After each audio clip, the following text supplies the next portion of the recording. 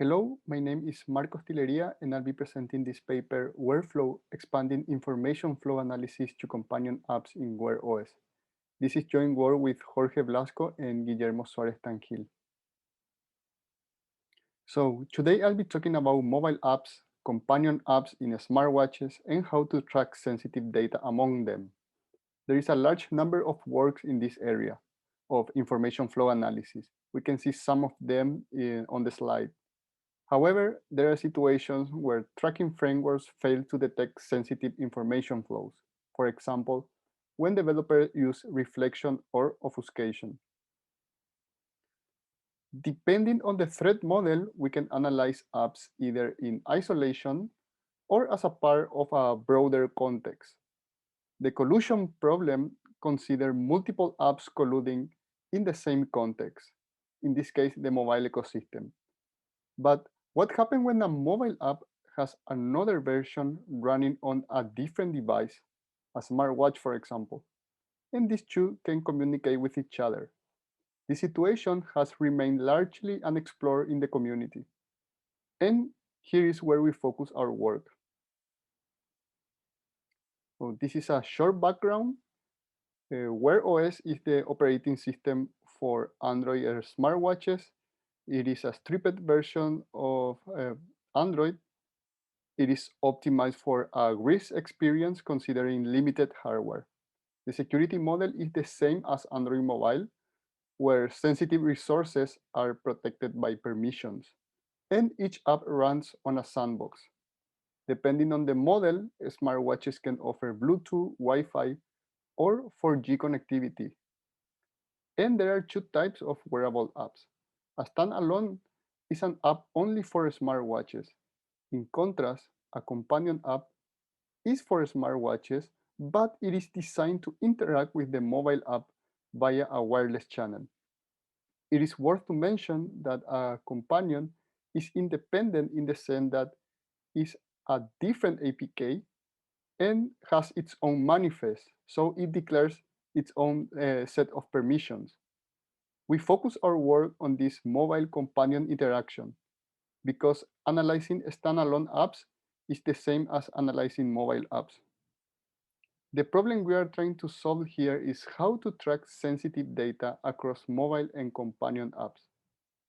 Let's assume that we have a mobile app and we have its corresponding companion, and there is a bunch of personal identifiable information. Then the mobile app can access to this information, can share with the companion app, and the companion app can leak this information. This mobile wear communication requires the same certificate on both apps. Also, the communication can be the other way around, from companion to mobile. But for simplicity, we assume always the mobile companion direction. This problem is similar to the collusion, but the communication within this ecosystem presents different constraints that are not considered by previous works. Now, regarding the threat model, we consider three security threats. First, permission redelegation. This is because both apps declare their own set of permissions. Then it could be the case that mobile apps access to wearable resources without requesting permission. For example, health and fitness data from sensors. This is when the source is in the mobile version and the sink is in the wearable. And currently, there is no methods to detect this type of exfiltration. The exfiltration could be unintentional, for instance, due to bad practices, or developers could use this communication to evade detection of information flow analysis. And finally, we have layout obfuscation. Developers are increasingly using obfuscation techniques, and because we will be looking for the signature of specific API methods, we need to consider obfuscation. But before presenting our solution, I want to spend a little more time on this mobile wear communication, because there is an extra player, Google Play Services. Google Play Services is like an architecture that Google uses to expose its core services. Most of the features available for developers of wearable apps are implemented in Google Play services, including the APIs to communicate mobile and companion apps. Now, Google Play Services has two phases. First, the Google Play Services app.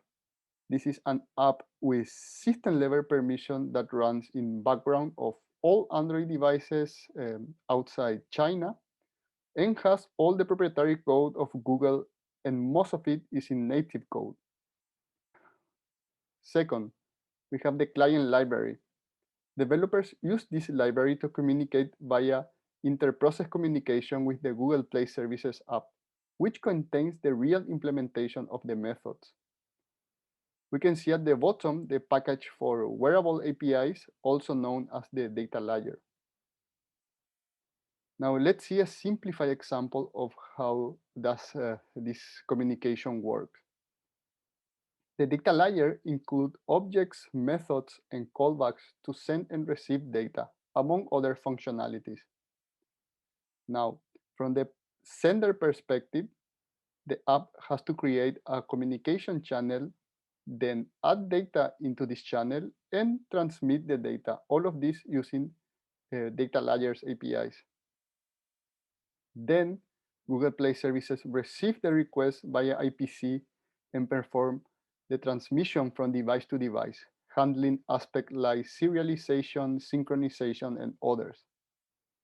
From the receiver perspective, the app has to implement a callback from the data layer to listen system events, and then it has to specify the logic to receive the message. This is a summary of the data layer. It provides different communication capabilities in terms of data types and communication types. But for the sake of time, we are going to focus just in one case, data items. This is an example of a data layer communication. In this case, we can see that the communication is using a data client. This is telling us that this is a synchronous and reliable communication that is sending data items. We have a string path that is a unique identifier because we can open multiple channels using data clients between the mobile and companion app. And then we have a payload that in this case is a key value style data structure. But this is not a point-to-point communication. We know that we have Google Play services in both devices talking with both apps, and we have the client library. We want to simplify the analysis of this communication. So we want to analyze the mobile and companion apps without considering Google Play services. Now, how do we do that? We develop WearFlow, a static analysis framework to track sensitive data across mobile and Wear ecosystem. WearFlow expands the context of time tracking analysis from a single application to a richer context that includes the wearable ecosystem. WearFlow considers obfuscation when performing the information flow analysis. More of that later. The implementation contains around 6,000 lines of code on the top of other frameworks, and the key idea is to avoid tracking data on Google Play services by modeling its interaction. We generate this model by looking at the public interfaces and the official documentation of Google Play services. Then we use this model to replace the calls of the data layers APIs for a custom implementation that facilitates the matching of data flow between apps. When the instrumentation is done, we run time tracking on each app, and finally we match the results according to our model. And here we want to do a fine-grained matching. We don't want to overestimate all communication. Ideally, we want to match each send method with its corresponding receive method. Our goal here is to achieve high detection rate, but keep the number of false positive as low as possible. We need to consider the effects of obfuscation on the apps. We can see that the client library is part of the APK, and any obfuscation could modify the signature of the method we are searching. We can see a plain signature of this method put float array. Now let's see two examples of how might look the signature of this method after obfuscation. We have two examples here. We can see that the name of this method has changed in both cases, but the input and output types remain the same. This is a requirement to produce a valid APK after obfuscation. We relied on this invariant to generate obfuscation resilient signatures of all relevant methods of our model. Additionally, we consider local variable information of method if available. Finally, after generating all obfuscation resilient signature, we can detect the presence of obfuscated methods in the apps. It is important to mention that we also use the name of the class as part of the signature. This means that if the package name is obfuscated, we won't be able to detect obfuscated methods, like the second example. This is an overview of WearFlow.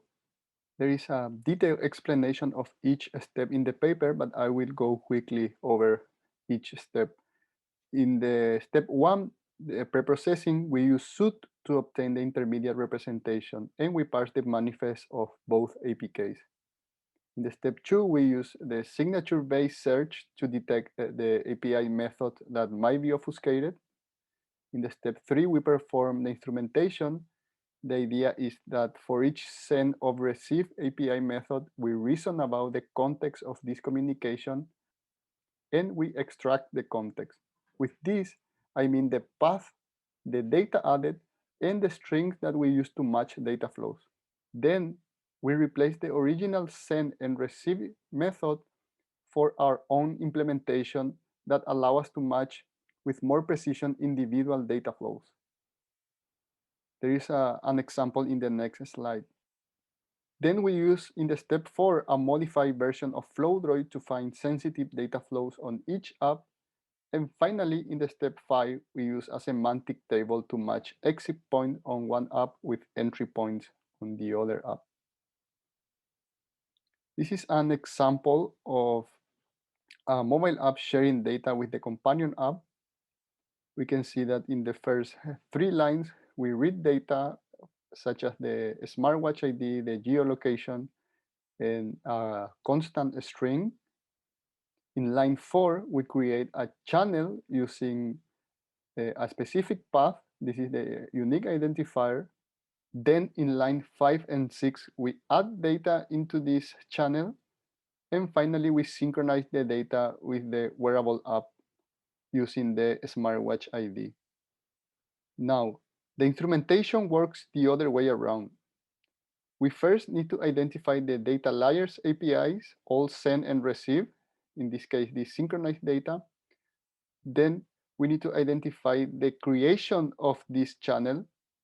For this, we do a backward interprocedural slicing. We need to be object sensitive here. From that point, we do a forward interprocedural analysis to find data that were added into the channel. And also, we need to evaluate the strings that are used in these API methods. Now we can use all this extracted information from the context and a method template to generate the new API call. And finally, we can replace the original method invocation with the custom API invocation we have just generated. To evaluate WearFlow, we developed Workbench, a new test suite of mobile and companion apps. It contains examples of mobile and wearable apps sharing data using the data layer and then leaking this data. It also contains some challenge to test our instrumentation, such as field, object, and branch sensitivity. Our suite is inspired by Droidbench and ICC Bench, which are not suited for this kind of inter-device communication.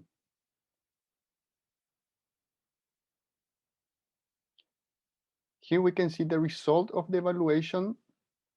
There are 15 apps in total, from a total of 23 existing data flows between mobile and wearable apps.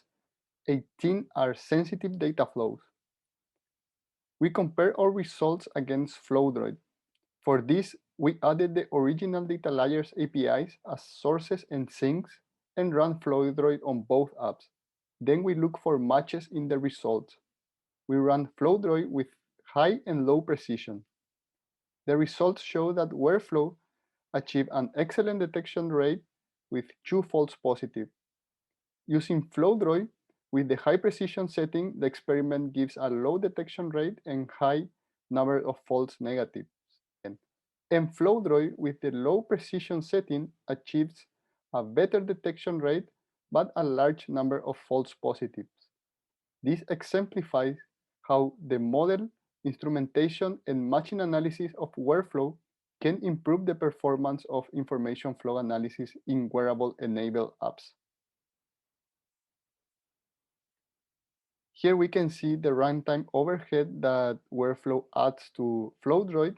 It is 11%, of which 2% is consumed by the deobfuscation and instrumentation, and 9% is exclusively string analysis. We provide the option to run WearFlow with a less accurate string analysis, which reduces the overhead to almost 2%, but this will increase the number of false positives during the matching steps. Finally, we run WearFlow on a large dataset from Androsu. It contains around 3,000 pairs of mobile and wearable apps with 220 different package names. We were able to match data flows on around 50 pairs of apps. We can see the results in this graph. Where the sources are on the left, it can be either mobile or wearable. The data layer connectors are in red, and the sinks on the right. All these cases show how developers leverage the data layer to send and receive information. While it is unclear whether or not these cases intentionally use this channel to hinder detection of data leakage, we can see that WearFlow is effective at exposing bad practices that can pose a threat to security and privacy of users. These are the result of our deobfuscation method. The dataset contains around 2,000 APKs non-obfuscated. And we know this because we found send and receive APIs just by searching the names of the method. From the remaining 1,000 APKs, we consider 4 trivial techniques and 7 non-trivial techniques defined in the paper of Hamed et al. About a large-scale study of obfuscated apps on Android. Our approach can deal with all the trivial techniques and 5 out of 7 non-trivial techniques, including identifier renaming, which is the most popular according to the work of Hamad. However, WearFlow fails to deobfuscate class renaming and reflection cases. Some numbers. WearFlow was able to find data flows in almost 300 APKs, but it was not able to find any communication method on 650. This could be either because these apps don't use the data layer at all, or because they are using techniques such as reflection or class renaming. So this is a practical example of what WearFlow can find.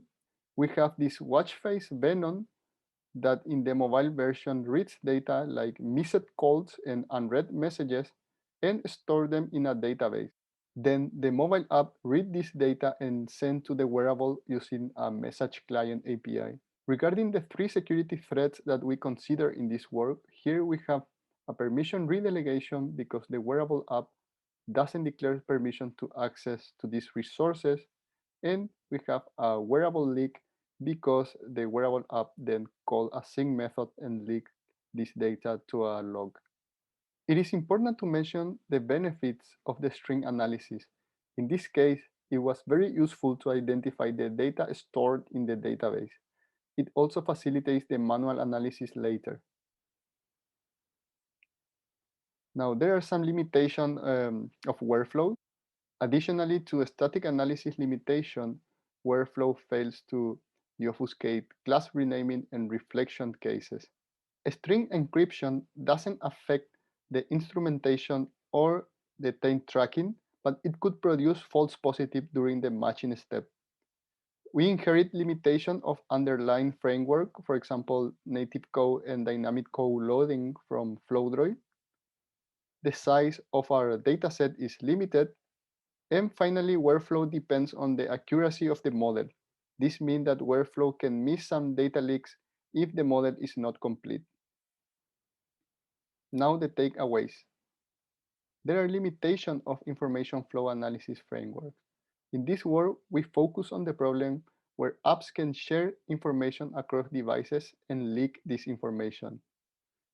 We develop workflow that augmented analysis capabilities. It expands the scope of sensitive information flow analysis from the mobile environment to an ecosystem of mobile wear devices.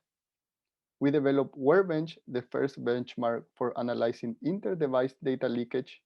And finally, we have shown that our framework scales well to real-world apps and can find privacy violation in apps from the Play Store and Android Zoo. The links for the repo of WearFlow and Workbench are at the bottom. Thank you for listening. I'm happy to take any question now.